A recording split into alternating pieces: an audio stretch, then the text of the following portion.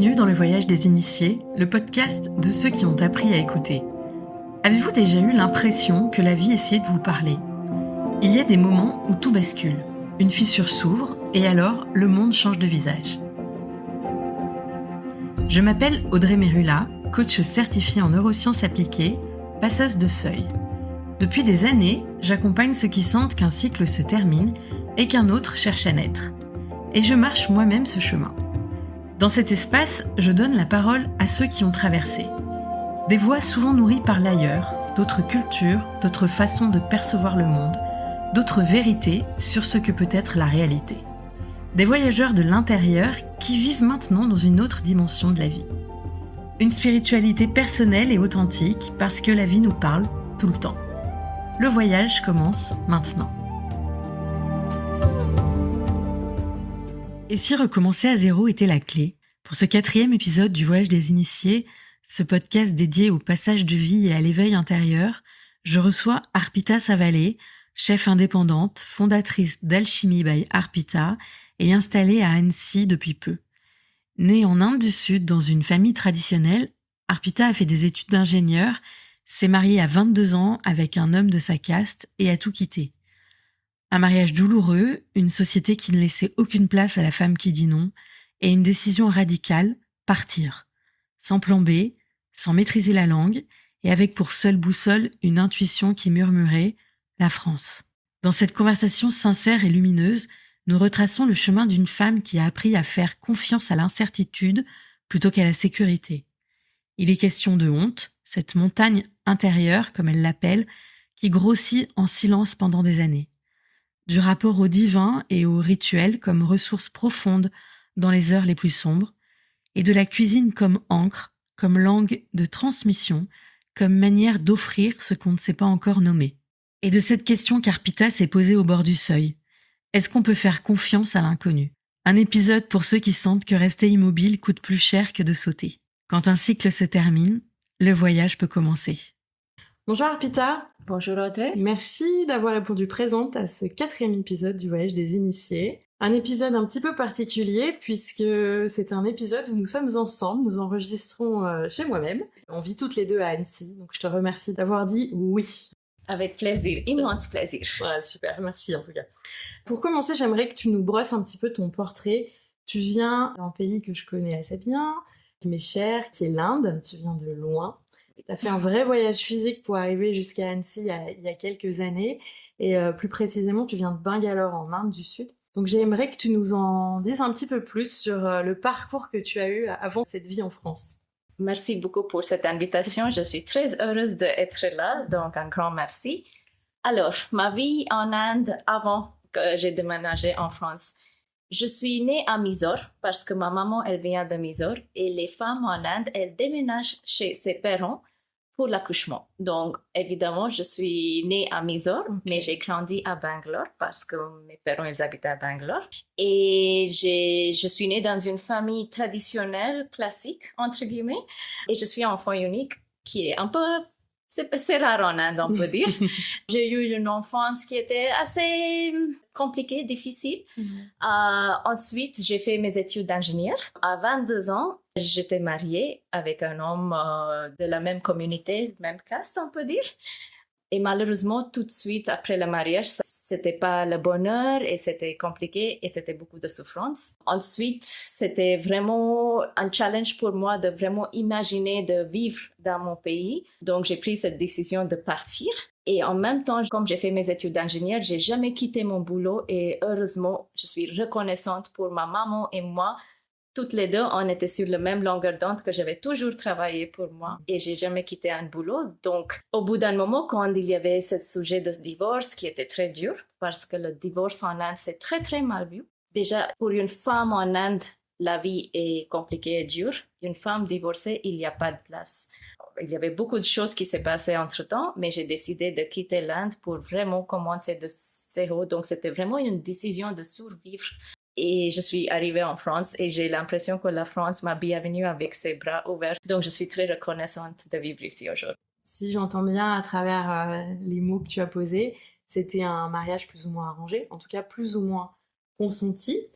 Le mariage sous cette forme, c'est souvent une décision qui dépasse l'individu parce que ça fait entrer en jeu différents acteurs, la communauté, on l'a vu, les familles d'ailleurs. Chacun ont leur mot à dire. Comment toi, tu vivais ça de l'intérieur avant que ça ne devienne réel et ensuite, vraiment, quand tu as vécu le mariage, ce chapitre de vie? Comment ça s'est passé en toi? C'est une question super intéressante qu'on m'a jamais posée. Merci pour ça. En fait, déjà, quand tu es née comme une fille en Inde, les règles, tout ce qui est les cases, c'est différent. Ça change immédiatement. Donc, il y a beaucoup de règles. Il faut que tu suives beaucoup de choses. Donc, on est conditionné. Comme les femmes, on est conditionné dans toutes les sociétés. Et dans certains pays, un peu plus, un peu extrême, on peut dire. Donc, il y avait le sujet de mariage. Je savais que je serais mariée après j'ai fini mes études. C'était pas une obligation ou forcée. C'était pas forcé ou c'était pas une obligation par ma famille.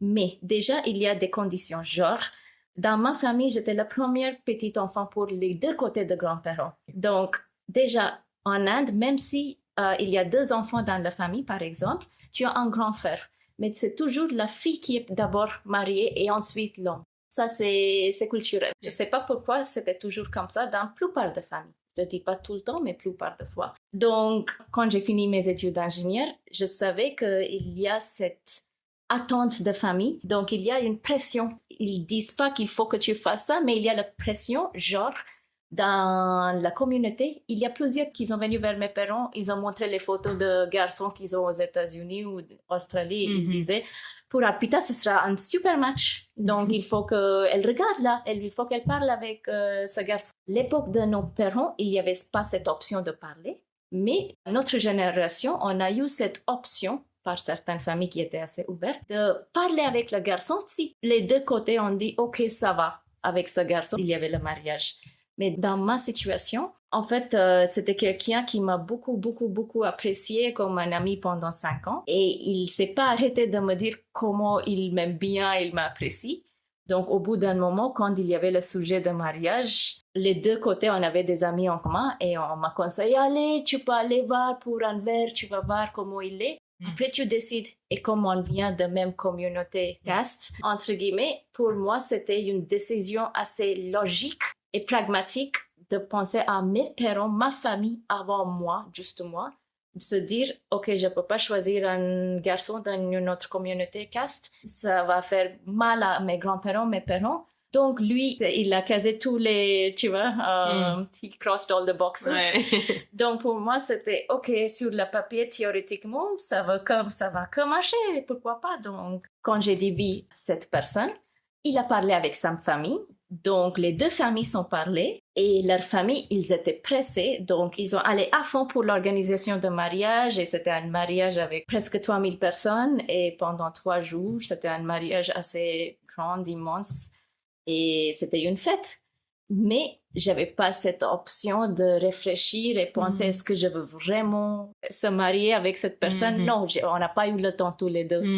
Donc, c'était vraiment, OK, c'est l'âge, il faut se normaliser dans la société. Donc, c'était comme ça, on s'est mariés. C'est intéressant, Arpita, ce que tu me décris parce que finalement, le mariage, il est analysé et il est mis en place sous un aspect assez pragmatique, tu l'as dit, alors qu'on est dans une société qui est plutôt holistique. Et là, pour le coup, ce qui prend le dessus, c'est plus la raison que les ressentis et les sentiments. C'est assez paradoxal au vu de la culture et de toute la valeur sacrée de l'Inde, je trouve. Oui, parce que en fait, l'Inde est un pays hyper divers. Comme tu sais déjà, il y a 6 religions, Donc, c'est très divers comme pays. Mais dans notre religion, et la société qui est majoritairement hindouiste, en fait, il y a des castes. Et ça, c'est un autre sujet. Aujourd'hui, je ne vous explique pas chaque partie.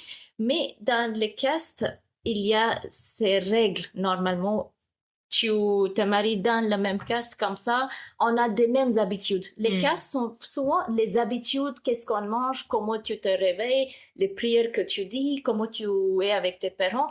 Donc ça aussi, ça fait partie de caste en fait. Les gens ici dans le monde occidental, on voit la caste comme quelque chose de grave. Oui, il y a des choses qui sont mauvaises dedans, et les négatifs, mais le positif, c'est aussi de vraiment distinguer les gens avec leur habitude, comme les Français, les Italiens sont différents, donc c'est pareil dans notre pays.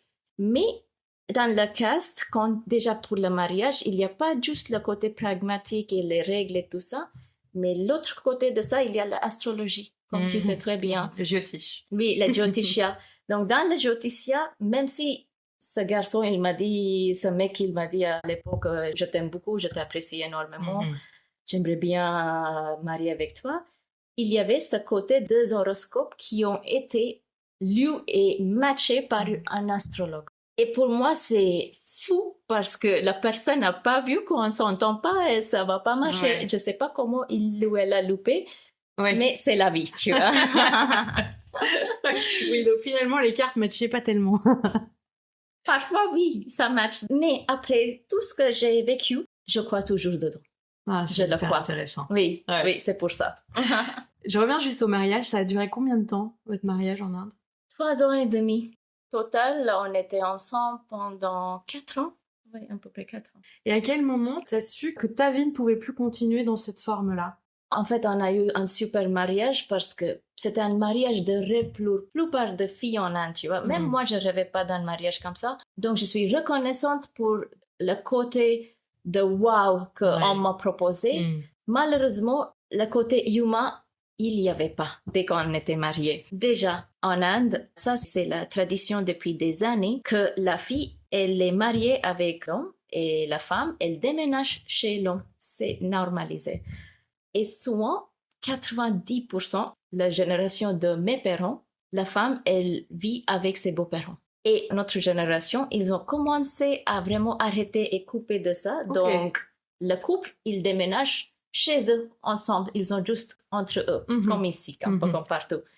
Mais quand j'étais mariée, j'avais cette obligation de vivre avec mes ex-beaux-parents. Et moi, j'ai accepté ça avec tout mon cœur parce que je me dis, OK, je vois que des choses positives dedans, on vit ensemble, on est dans une petite communauté. Donc, moi, j'ai accepté. Mais malheureusement, dès que j'ai déménagé, il y avait trop de restrictions. Je n'avais pas le droit de sortir après 18 heures. Je devais rentrer après mon boulot. Si je ne rentre pas à 18 heures, s'il y avait un after-work, il y avait les problèmes, il y avait beaucoup d'oppression. Et on m'a traité comme une intouchable quand j'avais mes règles, que j'ai jamais vu dans ma vie avec ma famille. Mes parents, ils ont jamais suivi ces règles-là. Donc, ils étaient déconnectés de tout ce qui est religion, tradition et le côté humanité. Et ça m'a choquée. Et j'ai vu que tout ce que mon ex, il m'a raconté de ses parents avant le mariage, toutes les choses positives, il a menti. Et ça m'a fait quelque chose, ça m'a cassé quelque chose à l'intérieur de moi, que je vis avec une personne qui a menti beaucoup. Et pour moi, c'était inacceptable. Donc, on a eu des discussions, on a eu des disputes. Mais pour moi, je suis foutue. Je suis mariée et ça, c'est ma vie. Parce que le divorce, le mot, j'imaginais pas, c'était pas une option. Alors, merci pour le lapsus révélateur. Tu as dit, je savais de tout mon cœur et de mon corps, tu t'es reprise. Parce que justement, aujourd'hui, on dit que le corps, c'est avant la tête, avant le mental en tout cas. Et souvent, les personnes justement qui décrivent un petit peu ce que tu as vécu, des situations très complexes et où il y a beaucoup de souffrance et de douleur, elles parlent de signaux physiques. Il y a une tension. Toi, tu as parlé de fracture, pour le coup. Et en tout cas, il y a une sensation de vide et souvent, c'est à partir de ce moment-là que le mental commence à mettre des mots et à conscientiser ce qu'il est en train de vivre. En tout cas, c'est le premier pas. Est-ce qu'on peut dire que c'est ce qui s'est passé également avec toi? Oui, on peut dire ça, oui, effectivement. En fait, déjà, j'étais jeune. Et quand on pense dans une relation de couple et un mariage, on pense de choses positives, en fait. On ne dit pas que, OK, je serai en relation avec cette personne et ça va mal passer. On ne pense pas comme ça. Donc, il y a quelque chose qui nous fait réaliser au bout d'un moment, même si tu ne veux pas accepter, tu es obligé d'accepter et regarder que tout ce qui se passe, ça ne va pas. En fait, tu n'es pas bien ici ou ici ou ici. Donc, au bout d'un moment, on accepte et ça change. Ouais, une certaine réalité qui change d'aspect, en tout cas. Ok. Dans les contenus que tu partageais, j'ai vu que tu parlais pas mal de honte, de silence qui a été tenu pendant des années. Est-ce que tu peux nous en dire plus par rapport à ça? Oui, en fait, ça pour mettre dans quelques mots, parce que c'est un peu long l'histoire, mais pour mettre dans quelques mots, j'ai eu une enfance difficile et je parle jamais de ça parce que c'est lié avec ma famille. Et je pense qu'il y a un côté de honte parce que c'est pas forcément mon histoire à raconter, mais ça fait partie de mon enfance et mon histoire aussi, un peu les deux. Parce que j'aimerais bien le séparer, mais on peut pas. Donc, on est tous connectés, tout est lié. Bref, mais ça, c'est un chapitre dans ma vie, j'ai toujours caché et j'ai jamais voulu parler. Et j'ai commencé à parler de ça il y a pas longtemps, ici en France surtout. Je parlais pas de ça avec mes amis, même en Inde ou les autres, des proches en Inde. Mais le côté honte, j'ai eu ça déjà. J'ai vécu ça comme un enfant. Et je me dis, quand on est enfant, on ne sait pas, en fait. Quand il y a la souffrance pendant ton enfance, tu sais pas qu'est-ce que c'est la vie, qu'est-ce que c'est la vérité. En fait, j'étais pas bien déjà. Mais j'ai mis beaucoup d'efforts pour être une fille bien éduquée. J'ai fait tout correctement pour être le meilleur enfant pour mes parents. Je pense qu'un côté, j'ai réussi, mais l'autre côté, pour moi, le mariage qui marche pas, c'était trop dur d'accepter que c'est un fail. Tu vois, c'est quelque chose qui est vraiment fail. Ça, c'était l'honte que je pouvais pas du tout accepter. Et en Inde, pour les femmes, de dire non, c'est déjà inacceptable dans la société parce que la patriarcie, c'est là. Donc, pour une femme à dire non, c'est déjà, on n'accepte pas déjà. Donc, vraiment pour battre ça pendant une période, pour vraiment expliquer aux gens, je suis pas folle, mais je peux pas vivre comme ça. Les gens pensent toujours que tu es bizarre, folle, je sais pas quoi. Donc, le côté honte, ça vient déjà pour moi de mon enfance qui est liée. En plus, un mariage qui s'est mal passé et on m'a jugé pour tout ce qui était normal d'accepter qu'une femme souffre. Donc, c'est normal qu'elle va sortir de ça. Je pense que la honte est devenue une montagne dans ma tête. Et je savais, oui, c'était une montagne, je sais pas. Pour moi, ça me choque toujours que j'ai partagé mon contenu autour de ça. Je me dis, je vais jamais parler de mon divorce à personne. Parce que je déménage en France, ça, je mens pas. Mais je vais cacher parce que j'ai pas envie. Donc, j'avais cette attitude quand j'ai déménagé parce que j'avais cette honte et cette montagne qui a grandi pendant des années.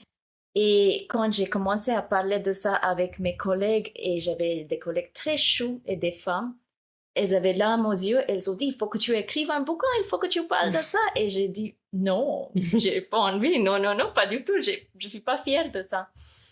Mais avec mon parcours de vie, et aujourd'hui mon amoureux et mon mari Axel, il m'a beaucoup soutenu et il a un parcours de vie différent aussi. Donc il parle de ça, de son parcours et tout ce qu'il a vécu, des choses positives et négatives.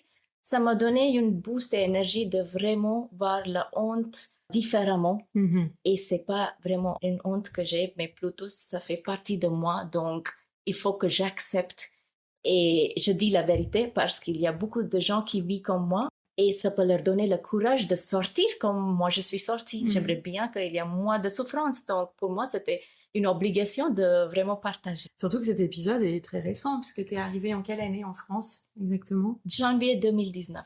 Donc tu es arrivée sans argent, sans plan B, tu as sauté un petit peu dans le vide. Et en tout cas dans l'inconnu, évidemment. C'était un peu comme tu connaissais la prochaine étape du parcours, puisque bon, tu as décidé d'aller en France, mais tu n'avais pas du tout la destination complète et la carte complète. Qu'est-ce qui t'a donné la force de faire ça? En fait, pour compléter cette histoire, parce que c'est un peu moins complet aujourd'hui avec mon parcours, parce que il n'y a pas autant de temps de donner des détails, donc aujourd'hui je te parle de ça. En fait, pendant mon divorce, j'avais un ami d'amis que j'ai rencontré.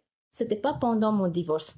Pardon, c'était pas du tout pendant mon divorce. Ça, c'était pendant même si j'étais mariée en Inde ou même en France, tu peux pas divorcer d'un coup. Il y a une procédure et tout ça. Donc, souvent en Inde, qu'est-ce qui se passe quand ça va pas? La femme, elle sort de chez son mari, elle fuit chez ses parents. Souvent. C'est ce que tu as fait. Qu'est-ce que j'ai fait pendant 1 an et demi? Wow. Et personne connaissait ça, sauf mes parents et évidemment mon ex et ses parents. Personne connaissait. que je fuis. Et ils m'appellent et mes parents, ils disent, allez, il faut que tu essayes, ma fille, ça ira. C'est normal. Et surtout en Inde, les parents, ils demandent souvent à leur fille de, allez, tu retournes, ça ira. J'essaye. Donc, j'ai fait ça pendant une période de, 18 mois à peu près. Et ça, c'était dur. Et pendant cette période, mon papa, sa santé a diminué, mais vraiment comme ça.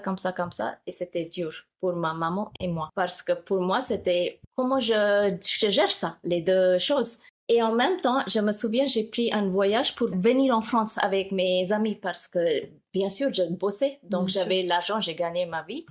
Et j'étais un peu privilégiée, entre guillemets, en Inde parce que je viens d'une famille éduquée qui avait des moyens, pas le luxe, pas du tout.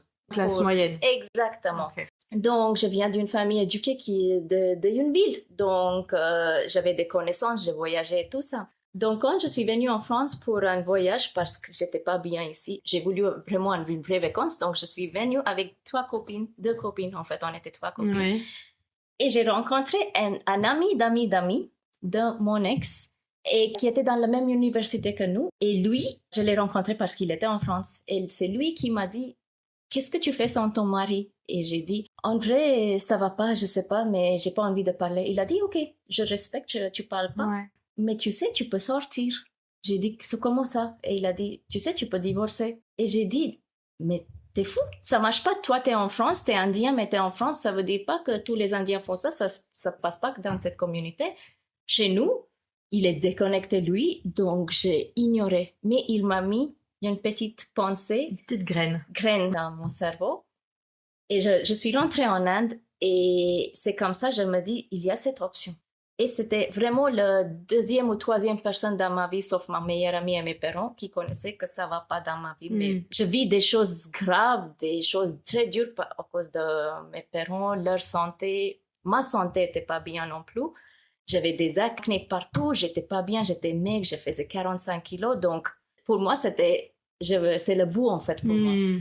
Grâce à cette personne que j'ai rencontrée, j'ai eu cette idée. Et lui, il m'a beaucoup soutenue pendant le divorce. Il était en France, mais il m'a soutenue de distance, de loin. Et j'avais cette idée de sortir de l'Inde et partir parce que je voulais fuir de cet environnement société qui était dur et difficile pour moi à cette période. Et comme lui, il était là, pour moi, c'était « Ok, je connais quelqu'un, je peux y aller. » Donc, il m'a soutenue. En même temps, on est devenu une couple de longue distance, entre guillemets, parce que j'avais une petite espoir que « Ok, cette personne peut me soutenir. On est plus qu'amis, il m'a soutenu. » Donc, c'était un espoir que j'ai eu grâce à cette personne. Et j'ai des meilleures amies, encore une fois, parce qu'elle vit dans les autres pays étrangers. Elle m'a beaucoup soutenue. Donc, c'était soit Nouvelle-Zélande, Canada, ou la 3e option, c'était la France. D'accord. Et c'était mon rêve de faire quelque chose en cuisine. Donc, j'ai écouté mon cœur qui disait la France, allez. Donc, le plus grand challenge était, je parle pas français, donc comment je vais aller vivre en France? Mais j'ai écouté mon intuition, je me dis, allez, go, on verra qu'est-ce que la vie va me donner. Et je suis... Tu anticipes ma question parce que justement, c'est ce que j'allais te demander. Alors, déjà, c'est intéressant cette coïncidence un petit peu qui tisse le chapitre suivant comme une transition. C'est un Indien qui est une connaissance de ton ex-mari et à plus forte raison, un homme. Tu mets la graine dans la tête pour... il y a peut-être un chapitre suivant qui est possible pour moi. Donc, je trouve ça hyper intéressant. Lui, il a été un peu une transition vers la vie d'aujourd'hui. Et pour revenir à cette intuition dont tu parles, en Inde, on sait que le rapport au divin, au sacré et à quelque chose de plus grand est très ancré dans la culture et dans le quotidien même. Est-ce que ça t'a justement aidé à traverser cette période? Tu nous en as donné un petit goût, mais est-ce que tu peux aller un peu plus en profondeur sur ce sujet-là? Oui, en fait, pour vraiment mettre tout ça et expliquer comment ça se passe, en Inde, comme tu connais, parce que tu es allé en Inde et tu connais un peu de l'Ayurveda et la cuisine indienne et la culture indienne surtout, en fait, ça dépend sur la famille, mais beaucoup de familles, ils pratiquent le yoga et l'Ayurveda, c'est 2 sœurs de même famille, on peut dire, ou 2 branches de même arbre, quelque chose, si je peux donner cette explication pour lier les deux. ou two sides of the same coin. Deux côtés différents d'une même pièce. Exactement. Donc, en fait, le yoga et Ayurveda sont à peu près comme ça. Mais il y a des familles qui pratiquent ça. Il y a beaucoup de familles qui ne pratiquent pas parce que c'est la génération de nos parents qui ont un peu arrêté de ça. Malheureusement, je ne sais pas pourquoi, mais ça arrivait.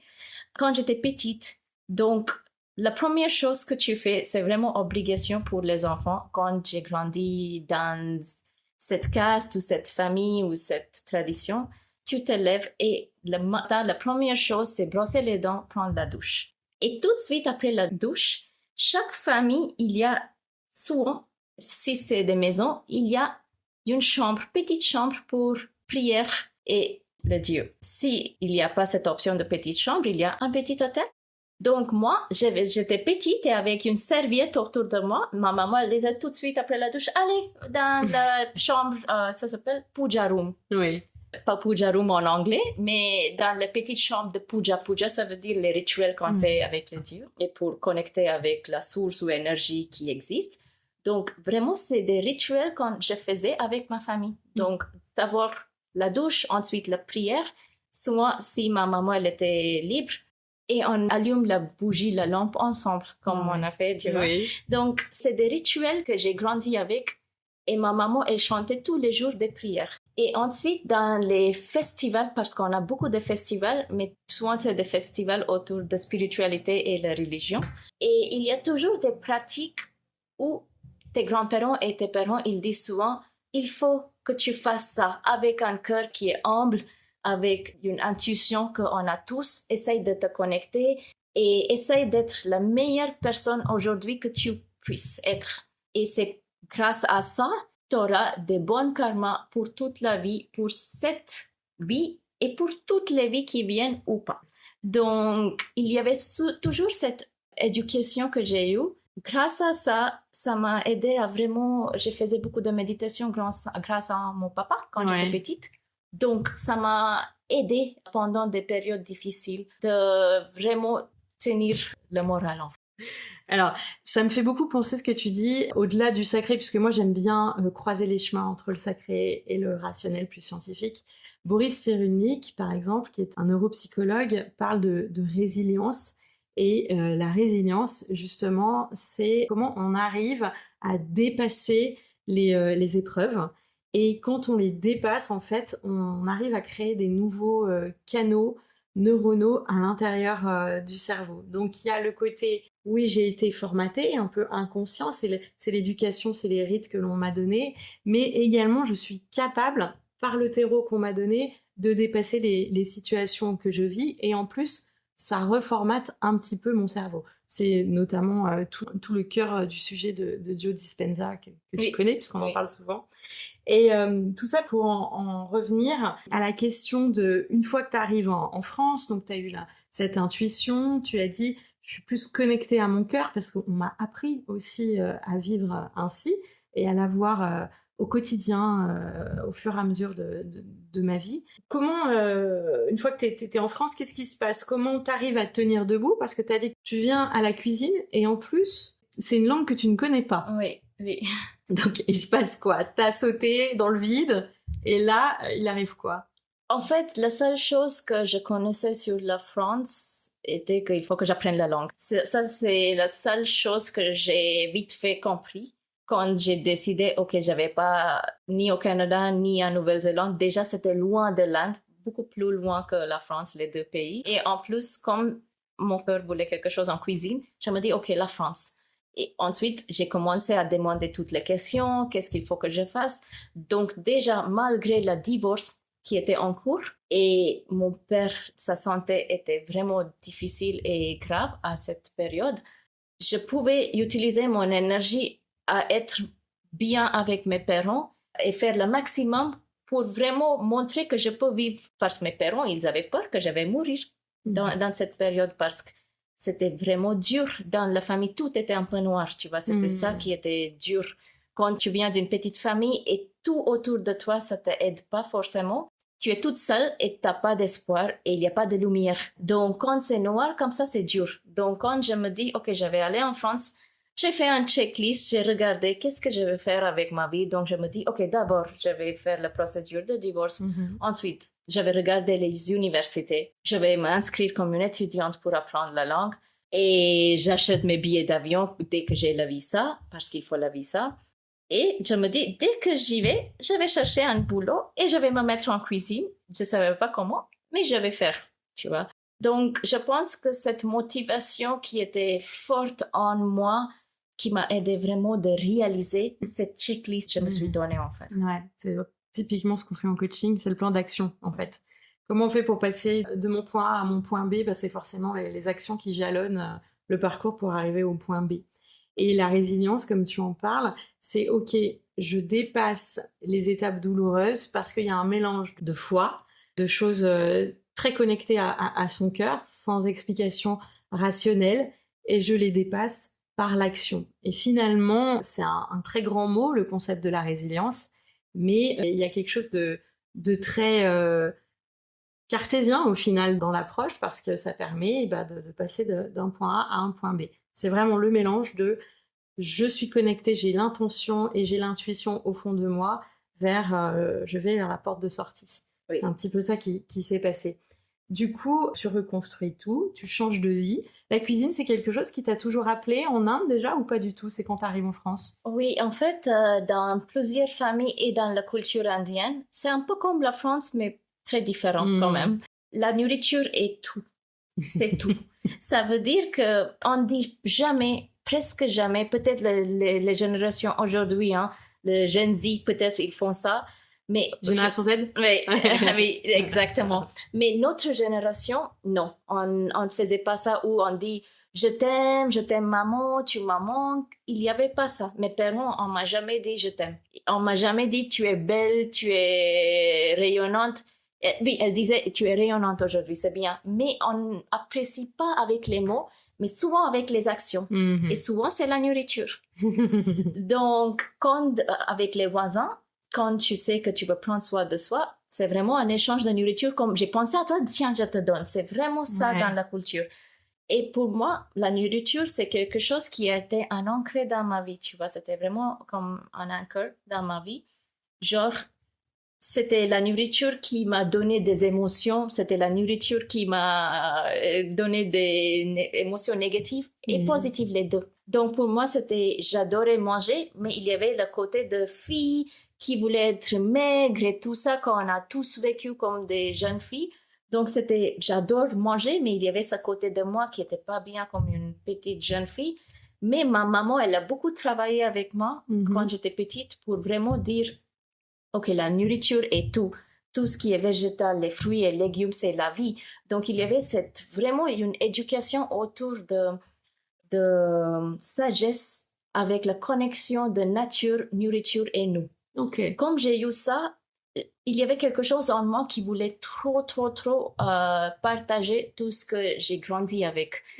Et en 2015, j'ai décidé de devenir végane parce que j'adore les animaux. Et c'était pas juste en théorie, mais j'adore vraiment les animaux, mais extrêmement, immensément. Donc, je me dis, comment je peux vraiment tourner toute cette passion, amour que j'ai pour les animaux, comment je peux transformer ça, mais physiquement, théoriquement, comment je mets tout ça en place. Et j'ai commencé à faire les recettes avec ma maman, faire beaucoup d'essais dans sa cuisine. Ça, c'était une période où j'étais pas bien dans mon mariage, tu vois. Donc, ça m'a aidé à mettre mon énergie dans le côté positif grâce à la nourriture et tout ça. D'accord, c'est intéressant. Donc, oui, c'est ça. C'était négatif avant et puis finalement, la nourriture, ça a un petit peu maintenu. En tout cas, exactement. Donc, pour moi, c'était, même si j'étais pas bien, entre guillemets, pendant cette période quand j'étais mariée, c'était grâce à la nourriture, les voyages autour de ça que j'ai mis beaucoup d'énergie. Et comme ça, j'ai réalisé d'un coup, qu'est-ce que j'ai fait dans une grande entreprise? Ça me donne pas tout ce que je cherche. Donc, je veux faire quelque chose en cuisine. Allez, je vais faire ça dans un autre pays si c'est pas dans mon pays. Donc, c'est vraiment ça qui s'est passé. Ok, merci. Hyper intéressant.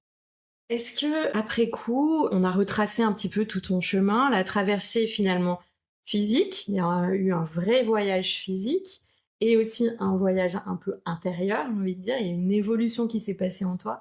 est-ce qu'après coup, tu pourrais dire que tout ce qui s'est passé dans ta vie, c'est comme si c'était un petit peu déjà écrit et que ça t'avait mené précisément là où tu devais arriver?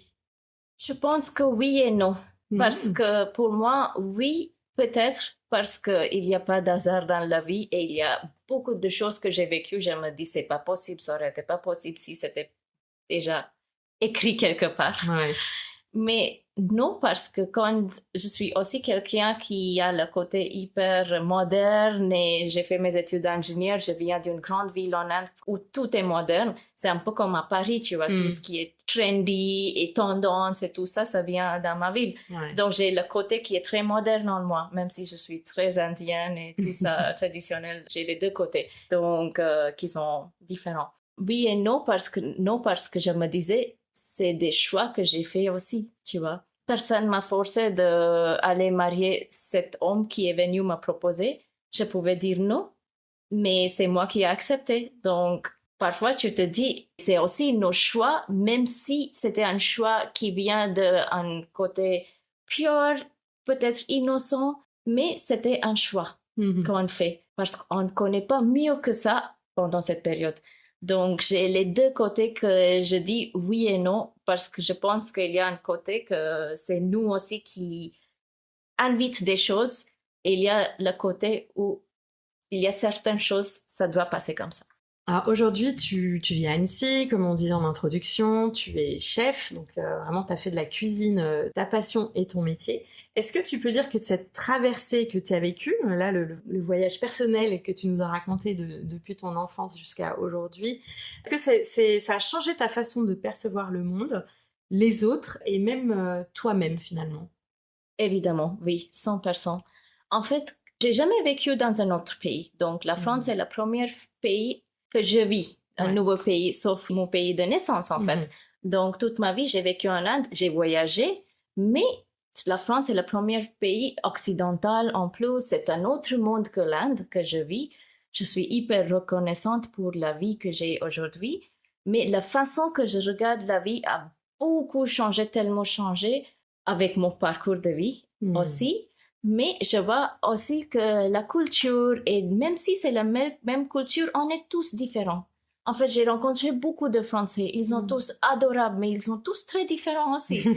Et donc, il y a le côté aussi que je viens d'un pays qui est pauvre ou qui est en train de développer, ou on peut dire qui a été colonisé. Mais aujourd'hui, je vis dans un pays développé, qui est un pays qui est moderne, qui est un pays socialiste par rapport à l'Inde. Oui. Donc, il y a beaucoup de choses positives dans la vie.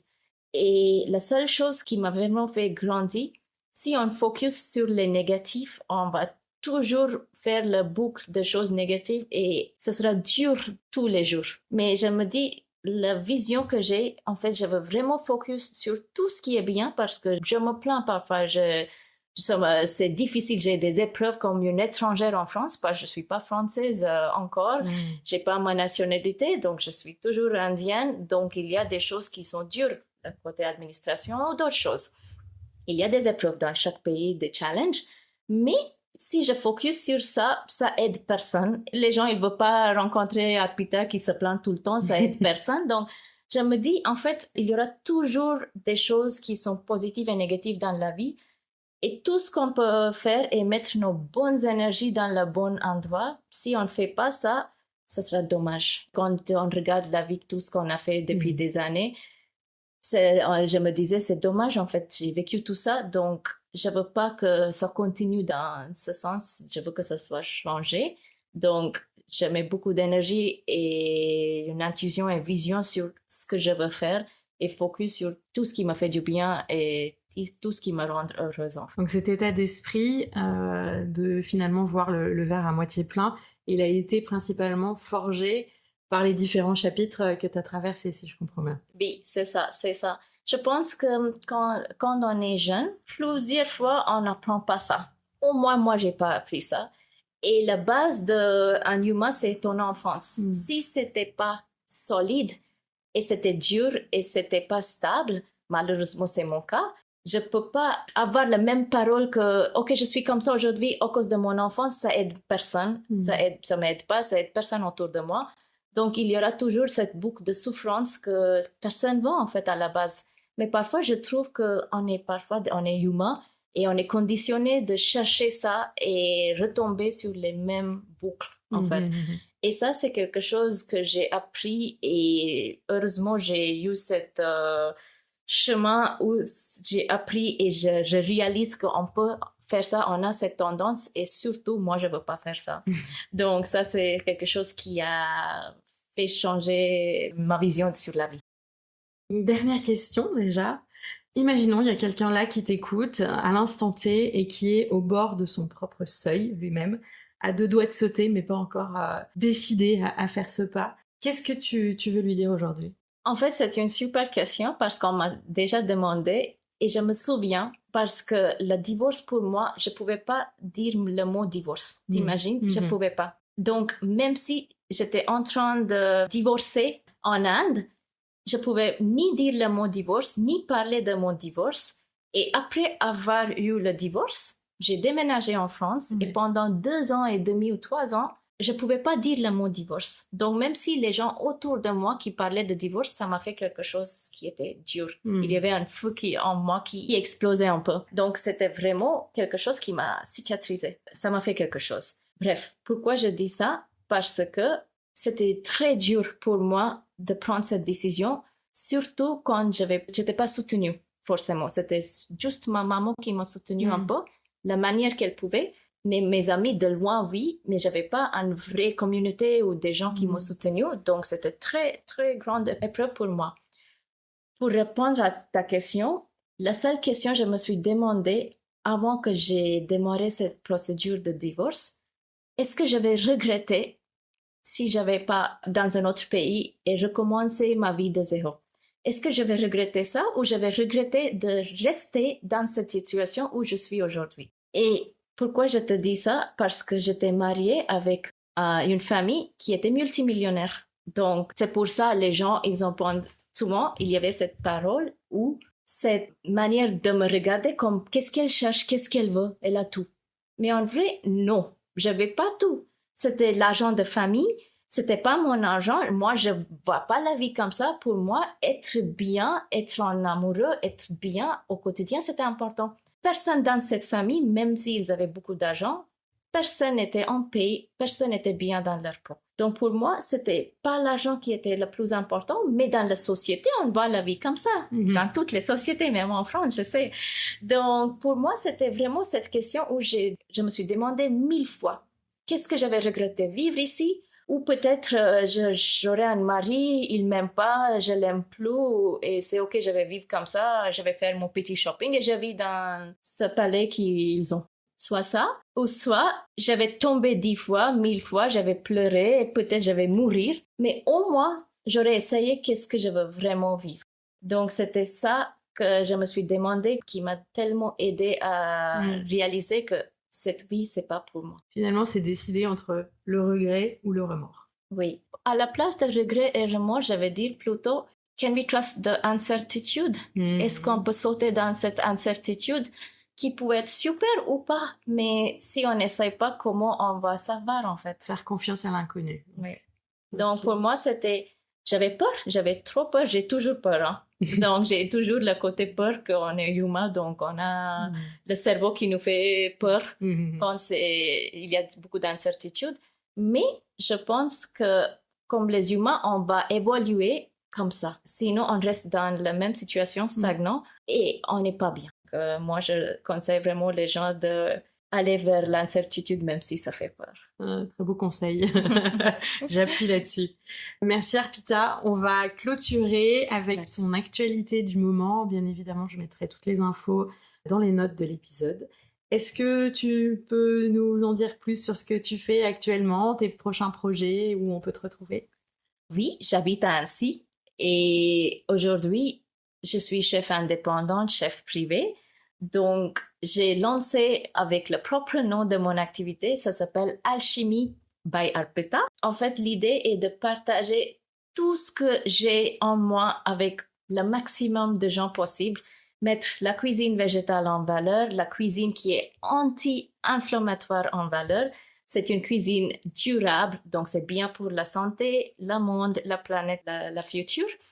Et des expériences culinaires hors du commun. Donc, c'est ça mon activité principale. Mais je propose aussi des ateliers et des cours de cuisine chez les particuliers. Donc, n'hésitez pas à me contacter si vous avez besoin d'apprendre à cuisiner. Et en plus, tout récemment, j'ai commencé à partager tous les rituels de côté qui est intuition, rituel de côté l'Ayurveda, mais pas que, qui m'ont aidé à traverser toutes ces grosses vagues dans la vie, qu'on m'a beaucoup apprécié pour tout ce que j'ai partagé. C'est des rituels autour de l'Ayurveda, hindouisme, mais pas que. Donc, je partage ça pendant mes événements. Donc, tout ça, vous pouvez trouver sur mon page Insta. Vous pouvez m'envoyer un email. Ça se trouve sur mon bio, sur Insta. Donc, aujourd'hui, je suis chef indépendante et privée et je me déplace si besoin. Ou vous pouvez me contacter et on peut se retrouver où on souhaite. Super. Merci Arpita. Merci. C'est terminé pour aujourd'hui. Merci pour la leçon de résilience et de courage vers l'inconnu. Merci beaucoup. À bientôt. Merci pour votre présence. Si ces mots ont résonné, je vous invite à partager cet épisode à quelqu'un qui traverse en ce moment même un passage. Vous pouvez aussi noter le podcast sur Apple Podcast ou Spotify et vous abonner pour ne manquer aucun épisode. Chaque étoile, chaque partage, c'est une façon de porter ce message un peu plus loin. Et si vous voulez continuer à explorer, retrouvez-moi sur Instagram, audrey.unalhomme, pour découvrir les accompagnements, les voyages initiatiques du moment et tout ce qui prend vie en dehors du micro. À très bientôt.